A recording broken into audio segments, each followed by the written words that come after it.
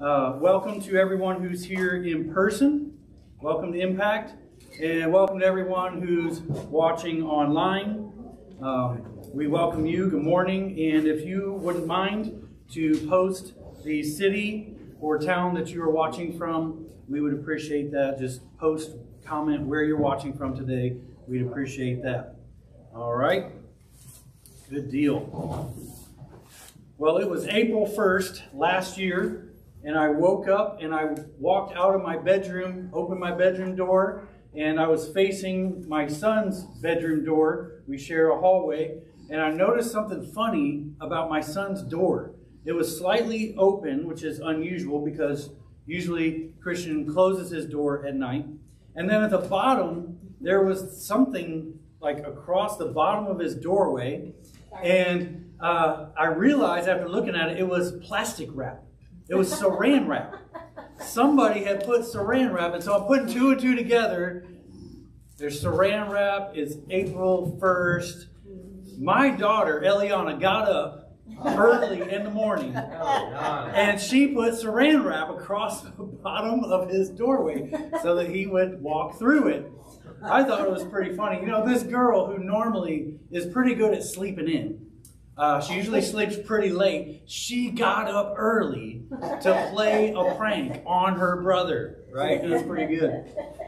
We were visiting with our friends Farron and Melanie, and Farron was telling us that when he was a kid, he would go to summer camp, and one of the things he would do is he would stay up late until everybody else had fallen asleep, and he would go around with fingernail polish, and he would paint the boys' fingernails while they were sleeping. I thought that was pretty hilarious. He said through the week they started figuring out that somebody's doing this, and they started putting socks over their hands while they slept so that he couldn't get their fingernails. I thought that was pretty funny. It's amazing how people, when they want something bad enough, they can wake up early, even though they're usually late sleepers. They wake up early to pull a prank, or people can stay up late, even after everybody else is asleep, to pull a prank. When something's important to somebody, they will wake up early, they will stay up late. You know, hunters, people who go deer hunting, they will wake up super early in the morning while it's still dark. They will go sit in the freezing cold, right? They will put themselves through all this stuff so that they can get a deer. Kids who normally sleep in, they will wake up early on Christmas morning, won't they? They will wake up early because they want those presents. People will camp out on Black Friday. They will camp out and wait in line for hours and hours to get that Black Friday thing. Do you see what I'm saying? When something's important, people make it happen, right? Concert tickets. People have camped out to buy concert tickets. How many of you have done that, right? When it's important, people will go and make it happen. Let me ask you a couple questions. If you're a Christian, do you view church as mandatory or as optional? Mandatory or optional? What level of priority does God expect us to give to church attendance? What level of priority? What message are you sending your kids when they watch your life and see the things that are most important to you? What message are they getting of what's most important in life by watching you? When it comes to this matter of church attendance, guys, I want to tell you, we can't go by our own personal feelings of what we just feel about it. We can't go by what society, what other people say about it. Amen. We have to go by what God says about church attendance. And so I hope you'll hear me out. This is near and dear to my heart today. This matters so much to me, and I just pray that God will help us hear this message today. Let's start with the Old Testament day of worship. How many of you know what day of the week that was in the Old Testament with the Israelites? Saturday. We also known as Sabbath. Sabbath. Have you ever heard that term? Sabbath. They practiced worship on the Sabbath, on Saturday. Exodus chapter 20, and you'll notice this is part of the 10 Commandments. Anybody ever heard of the 10 Commandments before? Anybody saw the movie with Charlton Heston? Yeah. If you're old enough to remember that. Charlton Heston, the 10 Commandments come down from the mountain. This is part of the 10 Commandments. And as part of the 10 Commandments, he says in verse 8, remember the Sabbath day by keeping it holy. Another way of saying holy is sacred. This day was holy. It was sacred, right? And when things are sacred, that means they're important, right? Yes. Okay. 6 days you shall labor and do all your work, but the seventh day is a Sabbath to the Lord your God.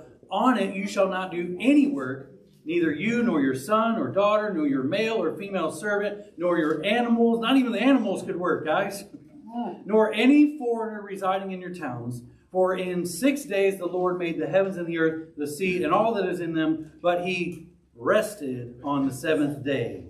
Therefore the Lord blessed the Sabbath day and made it holy, sacred, sacred. And so he says, don't work on the seventh day. Even God modeled that, right? When he created the world, he modeled resting for a day.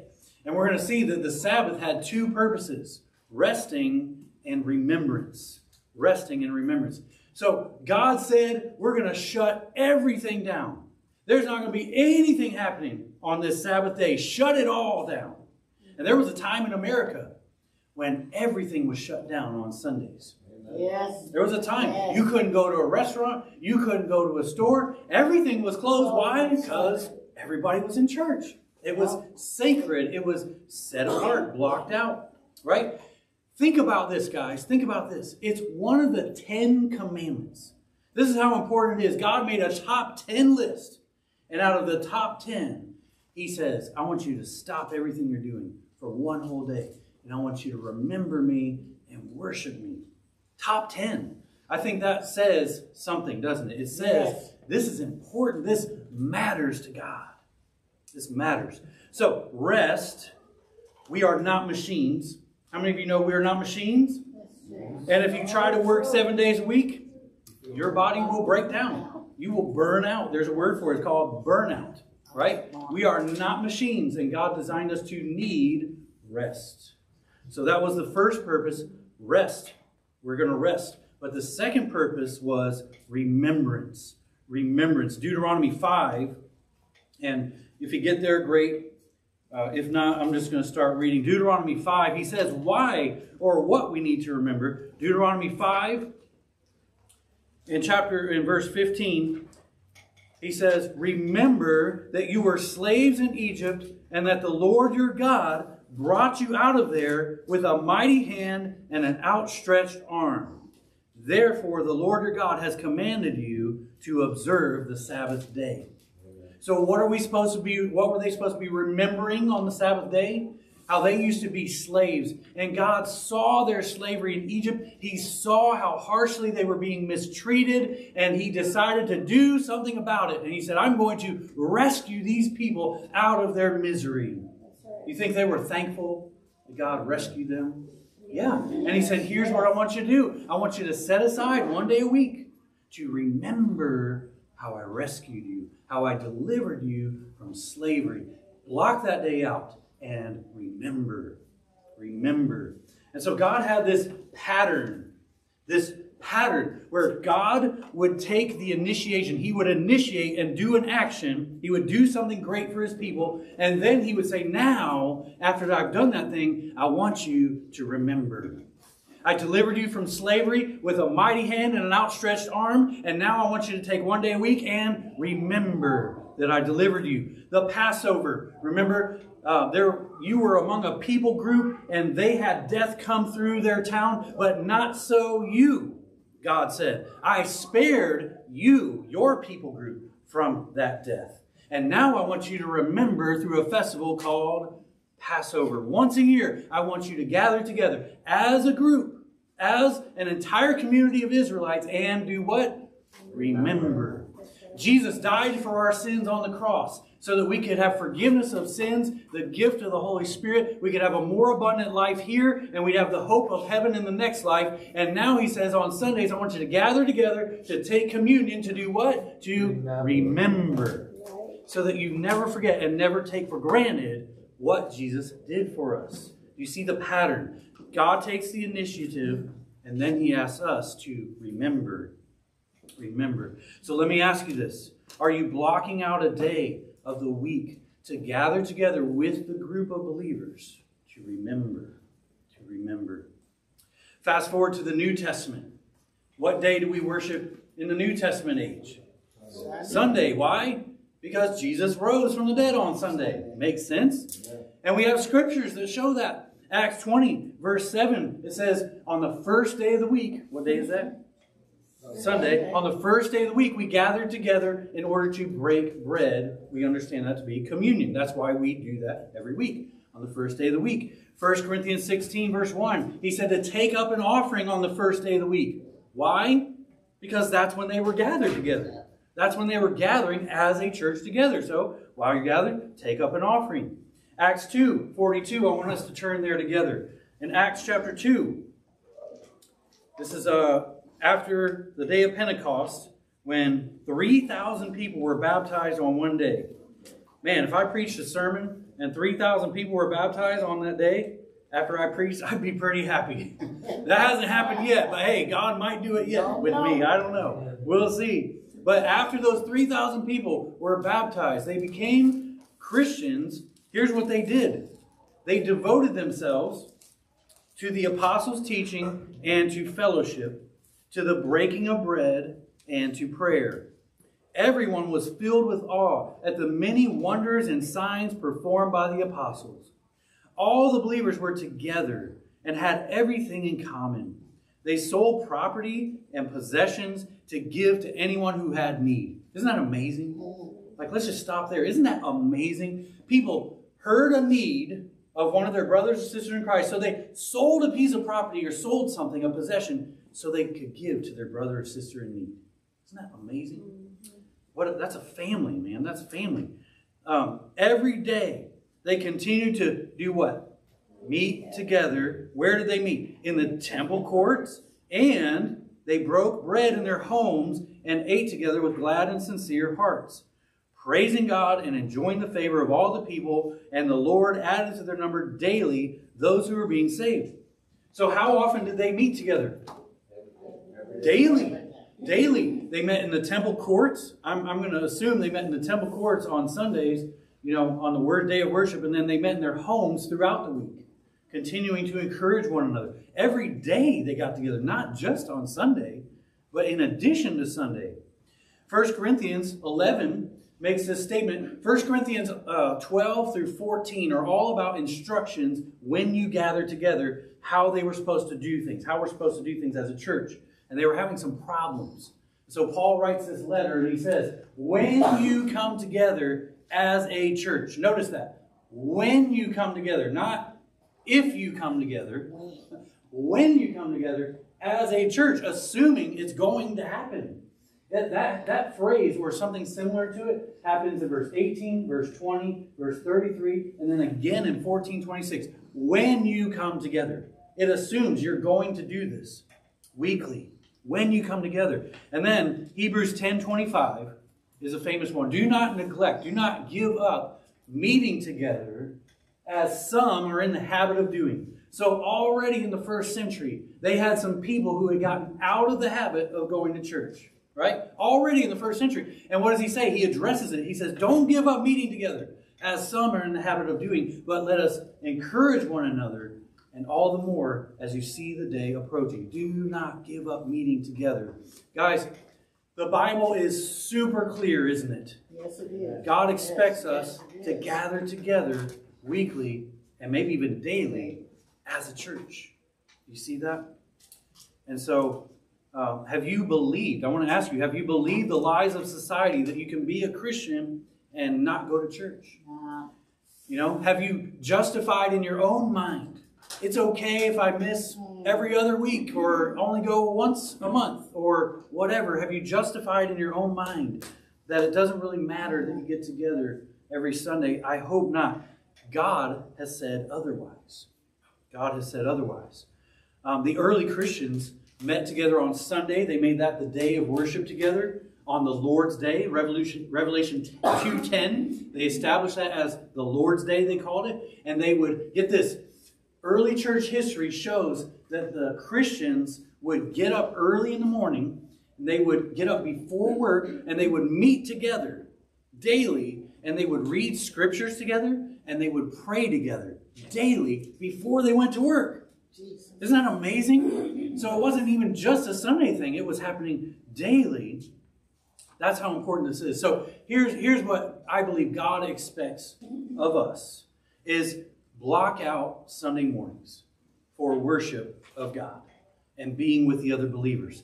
God has said make it a priority to put that in place on Sunday morning and then build everything else around that.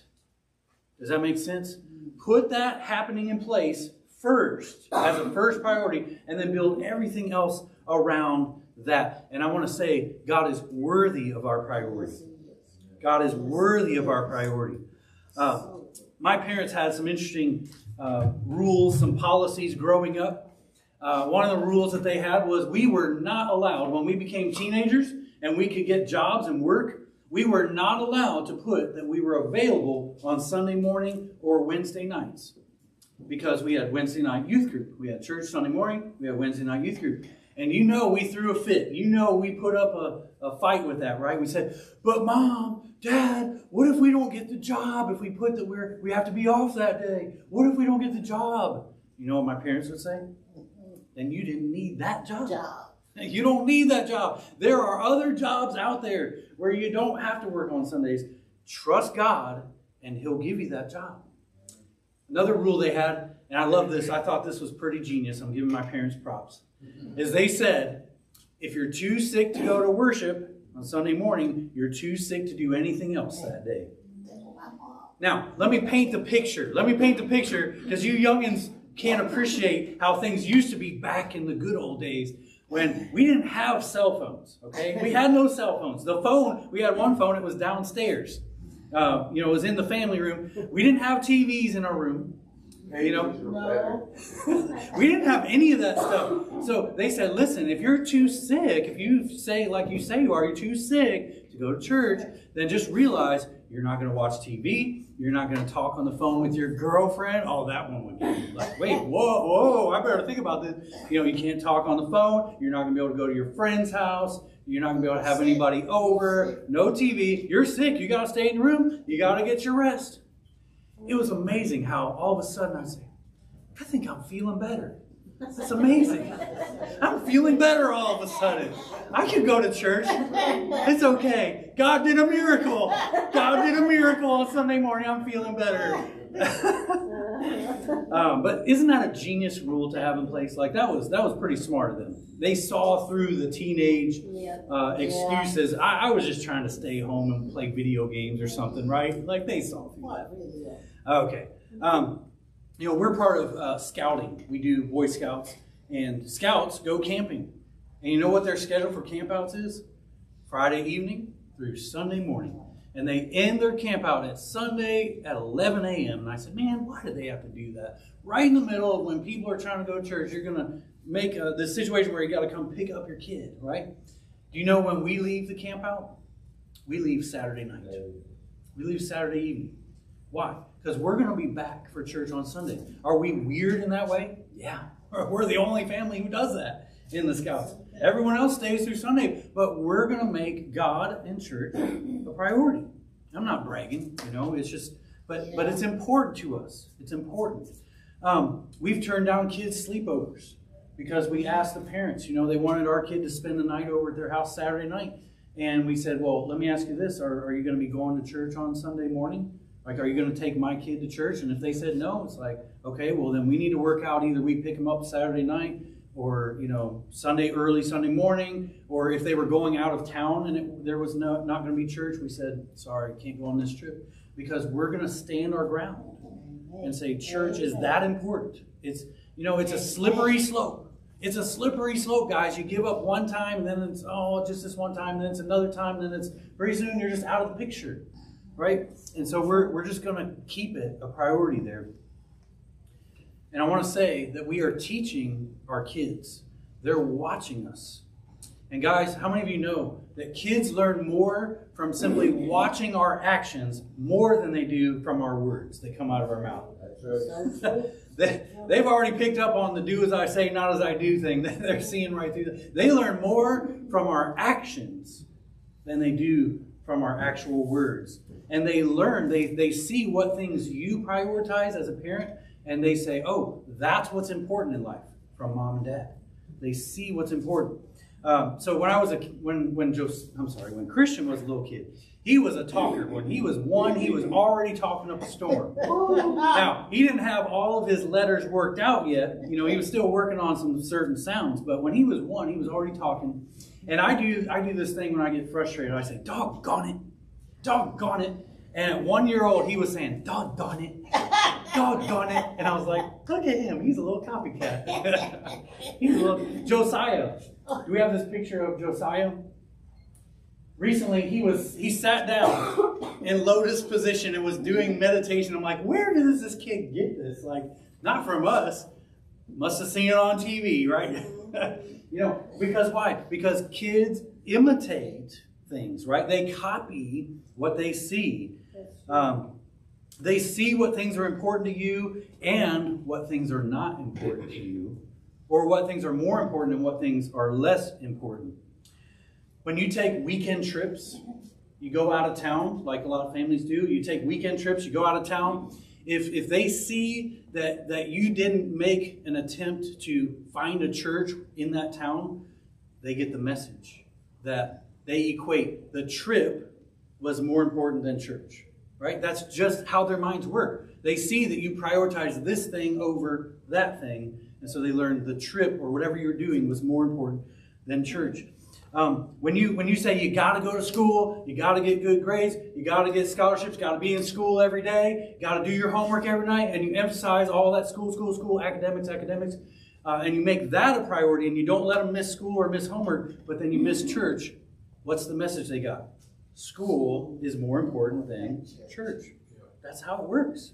When you emphasize sports, can't miss a single sports practice, can't miss a game, can't miss sports, practice, and that's all you emphasize. Got to get that scholarship, you know. This sport's going to get you a scholarship someday, and they hear that's all they hear you emphasize is sports. But then you don't make Sunday morning a priority. What do they learn?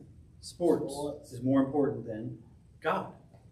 My dad gave me permission to tell this story. When he was a kid, he had there were 4 kids in the family: Kathy, Rick, David, and Kim, and their mom, my grandma, would always take them to church, all 4 kids. They'd go to church every Sunday morning, and my dad's dad was always asleep on Sunday mornings because he worked late Saturday night. So he was always asleep. They'd go off to church. He didn't even know anything about it, didn't care. He wasn't a believer.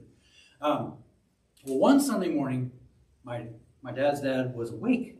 He just happened to be awake, and he was sitting in front of the TV. He was sitting in his boxer shorts and a t-shirt, and he was eating Captain Crunch cereal. I love Captain Crunch. Captain Crunch is amazing. Anyway, he was eating Captain Crunch cereal. So my dad and his brother were like, well, how come we have to go to church? I mean, why can't we stay home with Dad, you know, like he is, and watch cartoons? He had cartoons on at that. He's like, why can't I stay home with Dad and watch cartoons? And you know what their dad said? They're old enough to make their own decisions. They were 8 or 9. You know, they're old enough to make their own decisions. Now, what do you think they chose between going to church with Mom or staying at home and watching cartoons and eating cereal in your underwear with Dad? What do you think they chose? They chose stay home, right? And my dad said he didn't go to church all the way until he was 21 years old. Thankfully, God still got a hold of him and brought him back. But man, that could have been devastating, right? Yeah. That could have been just off track forever. Thankfully, God had another plan. Amen.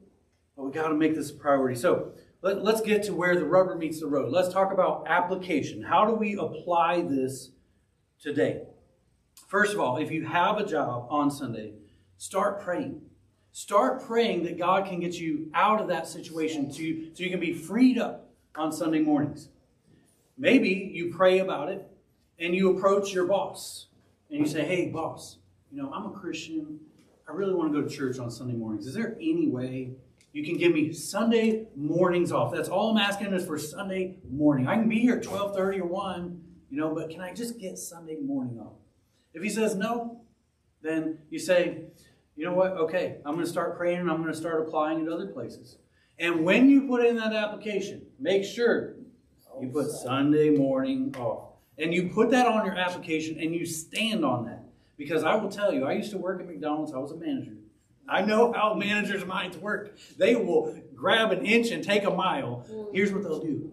They'll put a guilt trip on you. They'll say, oh, man, Jeremy, we're so short-handed on Sunday. Is there any way you can help us on just this one? I know you take Sunday mornings off. I know you go to church, but just one Sunday can you work for us to help us out? And you know what? You give a mouse a cookie, he'll probably want some milk. and they always go for more. They always say, I know, thank you for helping this past Sunday, but we're really short-handed again. Is there any way? They will never give up. I'm just telling you, I've seen it. Yeah. They will never give up. And so you put that you need Sunday mornings off, and you stand your ground and say, nope, I told you, it's on my application. Go pull my application, because they have to save those on file. Go pull my application, look at Sunday morning, it says off, and stand on that. If you don't work on Sundays, don't put that you're available. Don't even go there. Like my parents said, if that job won't hire you, you don't need that job. Get another one. God will provide. Don't you think God will help you on this? Yes. I mean, really, don't you think God wants you to be in church? And if you pray about this and you put out a bunch of applications, He'll help you with that? I think He will. And some of you might say, well, you know, it's easy for you. You're a pastor. You're a preacher. You have to be here on Sunday mornings. Well, a few years ago, I actually, we stepped down. Me and Audrey were still doing ministry, but it wasn't in the traditional full-time sense. And I applied at lots of jobs. And I was looking at mainly Monday through Friday jobs. And I wasn't getting anything. You know, I was applying for like social work, like Department of Human Services, because I knew they were Monday through Friday. Get good holidays off, you know. Wasn't getting any bites. And I called up this friend that I knew worked at FedEx, the main hub in Memphis, the airport main hub, and loading planes. He had worked there for years. And I said, man, I know you can get me in, right? We've known each other for years. He said, yeah, I've been working there 20 years. I'm a manager. I can get you in. I said, one question, will I have to work Sundays? He said, oh, yeah, everybody works Sundays at the hub. Nobody can get Sundays off. I've worked 20 years. I can't. I've never gotten Sundays off. I said, never mind. I ended up getting a job at FedEx Freight, which is the trucking side of FedEx. And that location, they totally shut down on the weekends. The last shift was done Saturday at 10 a.m., and they didn't reopen until Monday at 4 in the morning. And I said, there you go. I got my job. It paid well. It was a good place to work. God provides. God provides. But we got to hang in there, and we got to trust Him. Yes. We got to trust Him. If your family comes in to visit you on vacation, I'm going to get on a soapbox real quick. Okay? I have heard this one so many times. Please don't any of you ever say this to me, because I will call you out on I've had so many people come up to me on a Sunday and say, by the way, I won't be here next Sunday morning because I got family coming in to visit, and they're going to be with me. And I'm like, so? And?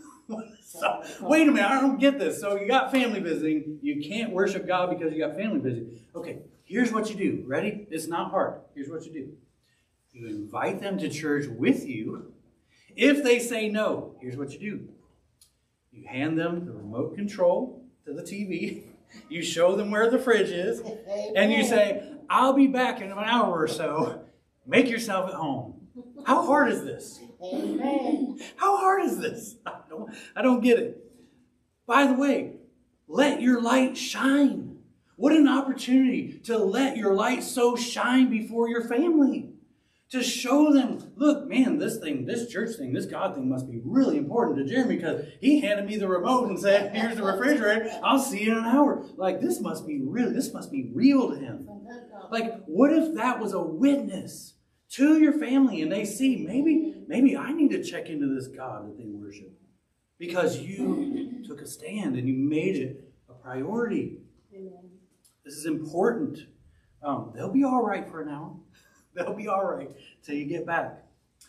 Let your light shine. Let your light shine at work. We need some workplaces to see Christians taking a stand for Sundays. God, guys, I have all respect for Muslims.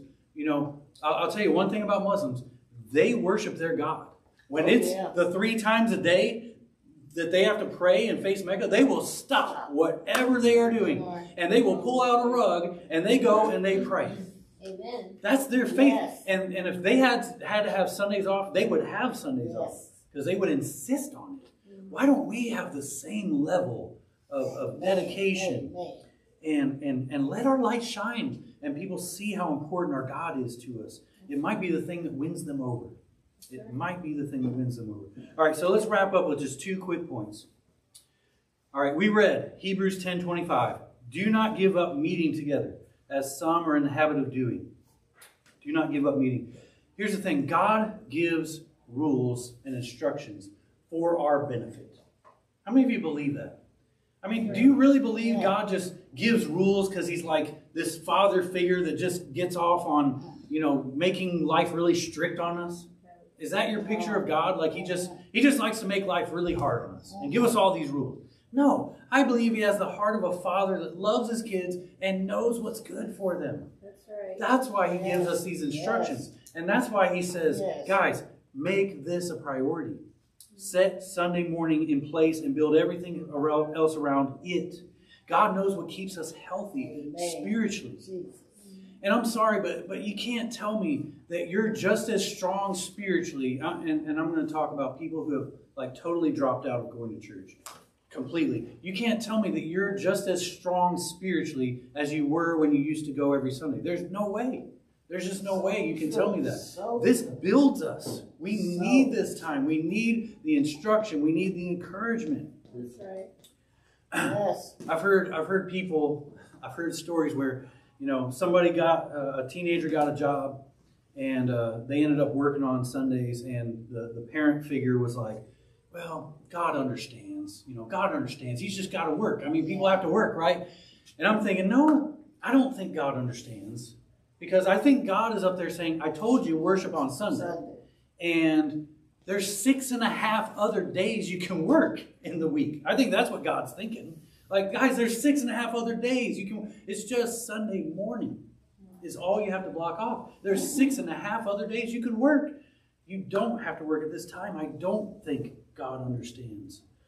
And then I want to close with this point: is God does not bless disobedience. God does not bless disobedience. When He gives instructions and we say, "Yeah, I hear what you're saying, God. I'm going to do my thing," that's called disobedience. And God is not going to bless that person's life when we're just directly disobeying God. If you went to a doctor and you said, I have this health issue, and the doctor says, okay, here's what you need to do. You need to change the way you eat, you need to exercise, and you need to start taking this pill, and that will solve your problem, right? If you don't do those things, are you going to get better? No, because you're not obeying the doctor's instructions, right? God isn't, in the same way, we can't expect God to bless us if we're in disobedience to Him. He's only going to bless those who are truly trying to live for Him and do what He says. Guys, this is coming from 15 years from the heart of a pastor. I've seen some things in 15 years. And you know what breaks my heart? Is when I see, we've worked with youth groups, like pretty much every church we've ever been in. Me and Audrey worked with a youth group. And we would teach these teenagers, and I would see these teens on a great path, right? They were learning, they were growing spiritually in God. They were on a great path.